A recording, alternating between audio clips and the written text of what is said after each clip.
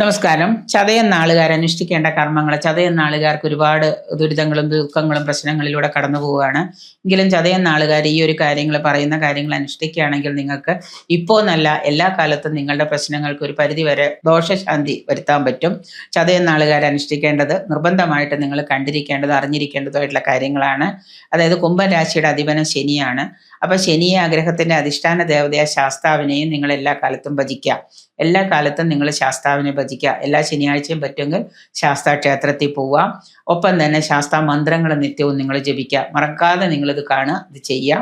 പിന്നെ ചതയം നക്ഷത്രത്തിന്റെ നാഥൻ എന്ന് പറയുന്ന രാഹുവാണ്.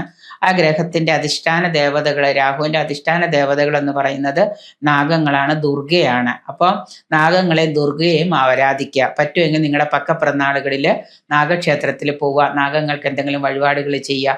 ഇല്ലെങ്കിൽ നിങ്ങൾക്ക് നാഗക്ഷേത്രങ്ങളിൽ പോകാൻ ബുദ്ധിമുട്ടുണ്ട്, വീടിനടുത്തുള്ള ദുർഗാക്ഷേത്രങ്ങൾ ഉണ്ടെങ്കിൽ ദുർഗയെ ഭജിക്കുക. ഒന്നുമില്ലെങ്കിൽ നാഗങ്ങളുടെ ഏതെങ്കിലും അധിഷ്ഠാന ദേവതയായ നാഗങ്ങളുടെ ഏതെങ്കിലും ഒരു മൂലമന്ത്രം ഏതെങ്കിലും ഒരു ഗുരുവിൽ നിന്ന് എടുത്തിട്ട് വ്രതാനുഷ്ഠാനത്തോടു കൂടി നിങ്ങൾക്ക് ജപിക്കാനോ പാരായണം ചെയ്യാനോ പറ്റുമെങ്കിൽ അത് ചെയ്യുക. അത് ചതയം നാളുകാർ മറക്കരുത്. പിന്നെ മാത്രമല്ല, നക്ഷത്ര ദേവത വരുണനെയാണ്. വരുണനെ മാത്രം മതിച്ചാൽ മതി ചതയം നക്ഷത്രക്കാർക്ക് എന്നൊരു പ്രമാണമുണ്ട്. ചതയം നക്ഷത്രക്കാർ വരുണനെ മാത്രം ജപിക്കാൻ നിങ്ങളുടെ സകല ദോഷവും മാറും എന്ന് പറയുന്നുണ്ട്. ഓം വരുണായ നമ എന്ന് ജപിക്കും. കാരണം ചതയം നക്ഷത്രക്കാർക്ക് ഒരുപാട് പ്രശ്നങ്ങൾ നടക്കുകയാണ്.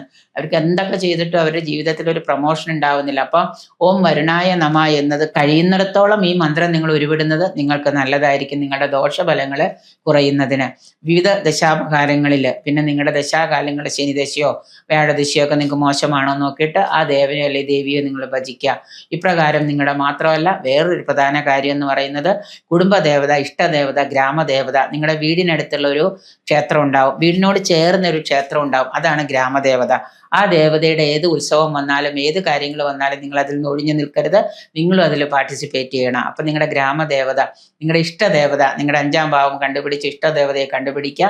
ഗ്രഹനില എടുത്തു വെച്ച് ഇഷ്ടദേവതയെ കണ്ടുപിടിക്കുക. നിങ്ങളുടെ കുടുംബദേവത, അച്ഛൻ്റെയോ അമ്മയുടെ പരദേവതകൾ, ഇവരെയൊക്കെ സ്മരിക്കുകയും കഴിയുമെങ്കിൽ വർഷത്തിലൊരിക്കോ മാസത്തിലൊരിക്കോ ദർശനം നടത്തുകയും പ്രാർത്ഥിക്കുകയൊക്കെ ചെയ്യുക. ഇങ്ങനെയൊക്കെ ചെയ്താൽ നിങ്ങളുടെ ജീവിതത്തിൽ ഒരുപാട് ഉയർച്ചകൾ വരും, സംശയമില്ലാത്ത കാര്യമാണ്.